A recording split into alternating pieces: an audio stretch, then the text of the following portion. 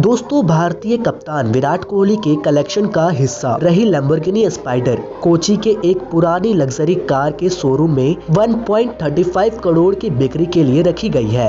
यह कार केवल 4 सेकंड में 0 से 100 किलोमीटर के रफ्तार पकड़ सकती है और 324 किलोमीटर घंटे की लिमिटेड टॉप हाई स्पीड तक जा सकती है।